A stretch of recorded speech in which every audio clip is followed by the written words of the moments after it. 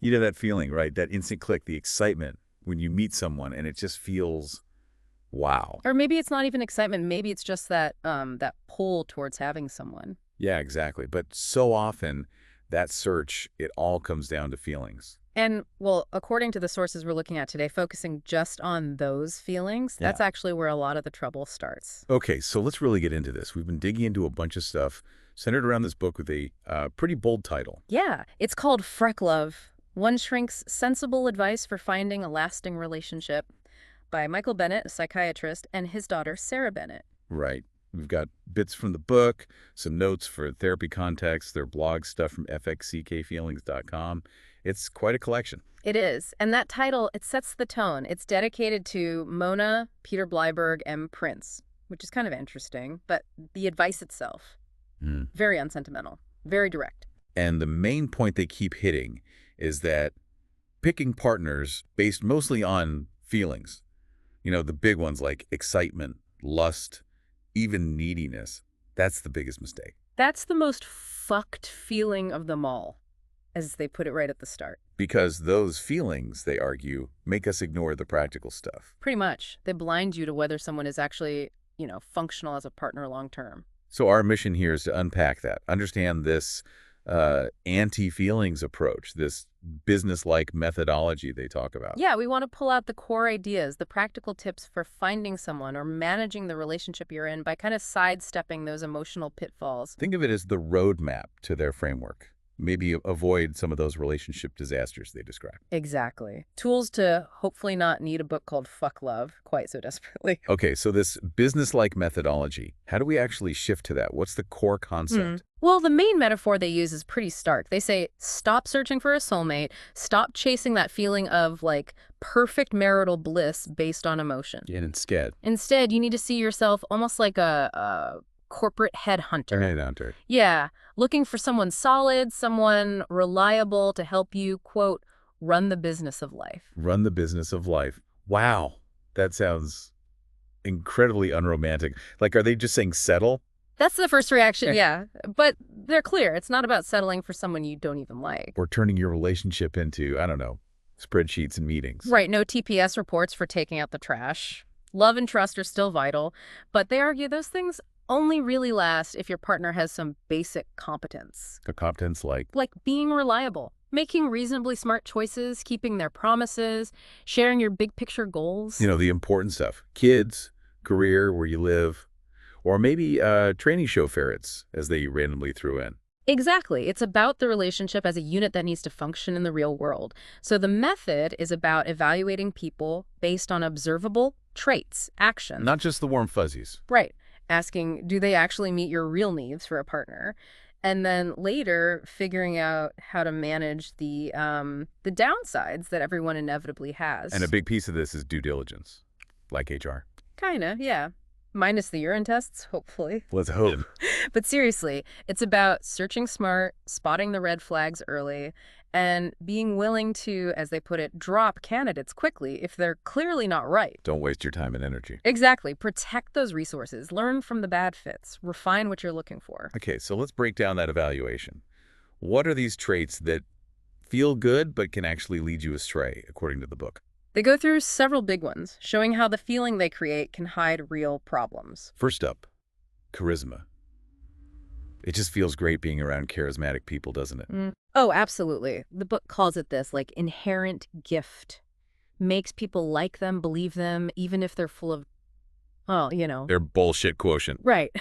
And the trap is, it makes you feel good. It lifts you up, maybe makes your own life feel less boring. Feels like a solution. Yeah, and that feeling is so strong, it can totally blind you to whether they actually have the character needed for a real partnership. They say charisma can make a human plague seem appealing. Ouch. So how do you look past it? What should you focus on? Their actions, their deeds. You have to kind of be a detective, see who they are when the charm isn't switched on full blast. Look for evidence they actually value partnership stuff, like loyalty. Exactly. Yeah. Especially when their charisma gives them easy outs or lots of attention elsewhere. Do they still prioritize the relationship? What are the red flags here? Well, if you can't really say why you like them beyond just they're charming, if figuring them out feels like a massive investigation. Too good to be true. Often, yeah. And just knowing that very charismatic people are often very skilled at managing how they appear, the reality might be different. They give examples, right? Like the charming salesman who charms everyone but maybe isn't reliable. Or the super fun girlfriend who's actually quite angry underneath. Exactly, those kinds of mismatches. And they have these quiz questions like, are you instantly drawn to the popular person, or do you pause and try to suss out their sincerity? That kind of self-check. And those examples about doing the dishes, the charisma impaired, capable, corrupted. It shows the difference between someone who can't handle it, someone who just does it, and someone who uses charm to get out of doing it. It's the behavior that counts. Not the smooth talk. Precisely. Though they do add a note, don't be so cynical you attack someone genuinely decent just because they happen to be charismatic. It's about finding a balance. Okay, next one. Beauty. Another feel-good magnet. Definitely. Beauty has advantages, right? Confidence, attention, feeling special. The source acknowledges that. And the trap. Looking good feels good. Dating someone who turns heads feels, I don't know, like a win. It can, yeah. But the book is pretty blunt. Looks alone can't hold a relationship together. It's impossible. You can't relax if it's all about appearance. Exactly. If looks are the only thing connecting you, it's not sustainable. So practically, what do you look for instead? You need someone whose good qualities are more than skin deep. Someone who won't ditch you if you gain weight or, embrace the sweatpants life. Huh. The sweatpants test again. It's important. You need to recognize the potential downsides of looks-focused relationships, jealousy, comparison. Focus on who the person is. Red flags would be literally the only good thing is their looks. Yeah, or feeling like there's nothing behind the eyes, no real connection, no common ground once you get past the initial attraction. Or if being with them just makes you feel constantly insecure. Right, like the examples they give the person terrified their hot partner will leave, or the spouse resenting the other for letting themselves go. And the quizzes hit this too, right? Like, how do you handle flirting if you're attractive? Or if your date is gorgeous, but a total slob? Yeah, they push you to see if you're prioritizing looks over actual behavior and compatibility. The takeaway seems to be, don't focus on improving your looks to find love. And don't get stuck with someone obsessed with their looks. Pretty much. You need someone functional, regardless of appearance. Okay, chemistry. The spark. This feels like the big one, the holy grail. And the book says it is essential, but also, really dangerous, mysterious. This force pulling people together. The feeling trap is huge here. That spark, that rush, it feels amazing, like a drug. Makes you think that feeling is happiness, and you can control it by having that person. But the book warns it very often pulls you toward the wrong people. Why? Because the feeling is so strong it overrides everything else. Exactly. It can keep you stuck in toxic situations because the chemistry feels so good, you think it's worth the pain. And unlike character, you can't really change chemistry. It's just there or not. So how do you handle it? This necessary but dangerous thing? You acknowledge it exists, feel a spark, but then you have to immediately shift gears and assess their character. That early screening is critical. Absolutely. Because character is so hard to change later, you have to accept chemistry has limits. Ask yourself, do these intense feelings actually let me be a good partner, a reasonable friend? Or is the intensity a sign you actually need to walk away? Sometimes, yes, for your sake and theirs, even if it hurts short term. The red flags for chemistry are interesting. Pulling you to the wrong people. Overriding logic. Mistaking intensity for depth, they mention the kind of intense connection sometimes seen with borderline personality disorder as an example of a rush that isn't stable connection. Wanting to rescue someone. The book says pick up strays at the ASPCA, not bars. Yeah, pretty blunt, other flags. Right. Someone focused only on making you feel good, but clearly wanting something else. Someone calling everyone else an asshole. Because you're next on the list. Probably. Yeah. Or protectiveness that slides into paranoia. Examples like the friend zone person who only likes the chase. Or the partner whose devotion feels suffocating. Right. And they specifically call out physical chemistry as risky because it's more about hormones than respect or shared interests. It's that drug telling you happiness is controllable. The quiz asks how selective your sparking is, right? Mm-hmm. Do you dive in head first or test the waters? Yes. And if you're always diving in head first, feeling instantly made for each other, the book suggests you might end up alone a lot because that level of instant fusion is unrealistic. Ouch. But practical. It connects to their later point about how marriage develops its own chemistry over time, a complex mix, not always positive. You accept the conflicts are part of it. So you can't keep that initial dating excitement going forever. They argue no. Trying to make marriage feel like early dating is trying to force it back into something temporary, accept the rush fades, and value the security, friendship, the life you've built. Unless you're a stunt driver or a goldfish. Right. Their analogy for needing constant daily excitement in the same situation. Okay, communication. Finding someone you can really talk to, share secrets with. That feels like finding the one. It's a great feeling, yeah.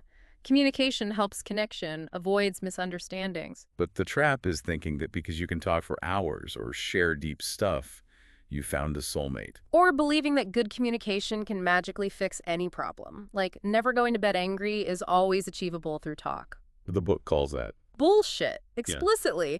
They warn great talkers can be great manipulators, bullshit artists. And sometimes less talk is better. Sometimes silence is wiser, yeah. With someone who's a really smooth talker, you need to be cautious. Withhold total trust until you see if it's genuine connection or just charm. Red flags for communication. Knowing way too much, way too soon, oversharing, constant complaining or victim narratives, makes you wonder about their other relationships. The examples. The guy who connects intensely through talk, but just wants hookups, leaving women feeling used. Or the spouse using open communication to constantly criticize. Right. And that dark analogy about it being easier for a diplomat to get terrorist groups farming than for a wife to talk her husband into being more enthusiastic. Underscores the limits of talk. Exactly. But they do offer practical advice, too, like the art of apology. Focus on the action. Take responsibility. Don't just say, sorry, you felt bad. And the quiz checks your expectations around sharing. The verdict seems clear. Communication can't fix bad character. Bullshit, yeah. Knowing when not to talk is crucial in a long-term thing, because often it just escalates things if the core issue isn't fixable by talking. Sense of humor. Everyone loves to laugh. Feels essential. It feels great, like getting your dose of fish oil and kale, but funnier. The trap. Loving the feeling of being entertained, maybe feeling relieved you don't have to be the interesting one, bonding over jokes. And then assuming funny equals reliable, or kind, or just generally a good person. Thinking laughter solves everything. But humor can be. With a weapon? A mask? All of the above. Mocking, sarcasm, hiding insecurities. The book says don't confuse stand-up skills for definite stand-up people. What should you look for in humor? Someone whose perspective helps diffuse tension, not just someone who rants amusingly. Partnership needs laughs, sure, but it needs a lot more functional stuff, too. Red flags. Humor used to put people down. Yeah. Constantly joking to avoid serious topics. Yeah, or someone who's always on, can't be serious. Hiding behind jokes, needing laughs constantly, like out of fear. Or the funny person who's clearly deeply unhappy underneath. Like the depressed comedian example. Yeah. Whose relationships fail when the humor dries up. Exactly. Or the partner who jokes when you need empathy. And the source points out lots of comedians are miserable people. Sad but true. The quiz asks if laughter is blinding you. Do you rush into things because they're hilarious, or do you check out their actual behavior? The verdict is blunt again. Fun doesn't equal good. A grumpy person might be a solid partner. Don't judge just by the feeling love, lust, or laughter. Back to function over feeling. Good family. This seems like a clear positive, right? Stable family, good relationships. It definitely looks like an asset. The trap is feeling drawn in by, say, how sweet they are with their mom, or how welcoming the family is to you. Thinking they must be raised right, less baggage. Yeah, feel safe. But the book warns, you have very little control over group dynamics, especially families. So what's key? How your partner manages their family relationships, especially under stress. That shows their skills, their boundaries, and how you might function as a team dealing with the in-laws. They suggest treating in-laws like co-workers. Detached professionalism. Pretty much. Manage it like a tricky workplace situation. Red flags here. Your partner hating a family member everyone else likes. Family members hating you for no reason. Obvious ongoing family drama or anger. Or a partner who can't set boundaries, like the dependent pothead mother-in-law example. Exactly that memorable one. Or the boyfriend who hates his mom, the father who hates all partners. These signal potential ongoing struggles. And they tackle the marrying your parents myth. Verdict. Bullshit. You can break patterns, they say, but it takes work and good screening. A good family isn't a guarantee. Look at the individual's character and boundary skills. Intelligence. Feels good to be with someone smart, right? Makes you feel smarter, too. It can. Confidence, clever solutions, it's attractive. The trap is overvaluing that specific kind of intelligence, thinking it's the key relationship asset. But intelligence isn't just one thing. Right. And you need to see how their smarts mesh with yours. How do you solve problems together? Intelligence doesn't guarantee work ethic, values, commitment. Assess those separately. Look for someone who complements your weaknesses. Ideally, yeah. Red flags include snobbery, especially towards less educated partners, high IQ but low self-awareness, the social fake. Book smart, life dumb. Kind of. Or the brilliant person who can't manage basic chores, the absent-minded professor type. Or someone obsessed with your credentials needing to match theirs. Like pressuring you to get a degree you don't want. Exactly. The examples range from condescension to unreadable texts to that degree pressure. The quiz probes how you react to different kinds of smarts, or lack thereof. They say intelligence can be a monkey wrench in dating. Makes things harder. Yeah, overanalysis, low tolerance for bullshit. And they really hate the phrase, the heart wants what it wants. What's the verdict on that one? Such utter bullshit, their strongest one. They call it the ultimate excuse for making dumb, feeling-driven choices. Use your brain, they say. The intelligence you really need is practical. Yeah, seeing through crap, knowing when someone else is right, knowing when to talk and when to shut up, that kind of smarts. Okay, last one. Wealth. Security, ease. That feels pretty good too. Very compelling. Wealth is a resource. The trap is seeking it purely for security, getting dazzled by spending, or assuming rich equals good character or good partner material. But they say it's not superficial to care about money. Correct. It's practical. Money isn't necessary for life, family. The key isn't how much they have, but how they manage it. What are their values around money? Responsible, wasteful, entitled. Exactly. You need someone resourceful, accountable. Don't feel bad being a financial planner when choosing a partner. Red flags. Reckless spending, cluelessness about normal budgets, using money to control. Difficulty making joint financial decisions, can't save, family treating them like an ATM. Examples. The trust fund kid who doesn't get saving. The blue-collar grad feeling judged. The partner whose lavish gifts make you feel bad or broke. Right. The quiz looks at your own focus on money. They even break down risks of new money versus old money. Like blowing it versus snobbery. Kind of, yeah. But the core point is, how they handle money, especially financial stress, gains or losses, reveals a lot about character and relationship potential. Responsibility matters more than the dollar amount. Okay, so that covers evaluating potential partners. But the book also talks about managing things in a relationship, right? Since you can't really change people. Exactly. Especially deep stuff, fixed traits, addiction, personality disorders. The book says even therapists can't fix those. So the goal shifts from transformation to pragmatic management. How do you manage? First, accept the conflicts and weaknesses as facts of this relationship. Then, honestly decide if the whole package, good and bad, is worth it for you. Knowing pain might be part of it. And if you can't change the behavior, boundaries. Yes. Strong boundaries. Refuse to engage on the problem topic. Veto triggering activities. State your own view clearly without needing their agreement. Use workplace techniques for family stuff, like managing a difficult coworker. That's the suggestion. Set rules, define roles, manage conflict professionally, detactedly. And judge problems by their real-world impact, not just feelings. Right. How much does it mess with finances, family goals, not just how sad does this make me feel right now? So for boredom in marriage, except that the initial excitement is gone, reappraise what you do have, security, history, shared life. Exactly. For addiction or illness, changing things, except you can't control it. Encourage them to see the impact, but you focus on your choice. Stay or go based on reality. Financial irresponsibility. Right. Focus on shared values, management. If it's chronic, evaluate if the marriage works, build independence, maybe make a hard choice. It's all about pragmatic decisions for your own life and goals, even when it's painful. The book also just flat out debunks some common relationship myths, which felt pretty direct. Oh yeah, no punches pulled there. Bullshit, or such utter bullshit verdicts fly. Like there's someone for everyone. Bullshit. Takes effort. Screening. Not guaranteed. Marry your parents. Bullshit. Patterns can be broken with work and screening. The heart wants what it wants. Such utter bullshit. The excuse for bad choices, use your brain. Find someone when you stop looking. True-ish sometimes, but frequently bullshit. Need to screen actively, just not desperately for any old moron with a pulse. What's the common thread in those myths? They're all based on feelings, wishful thinking.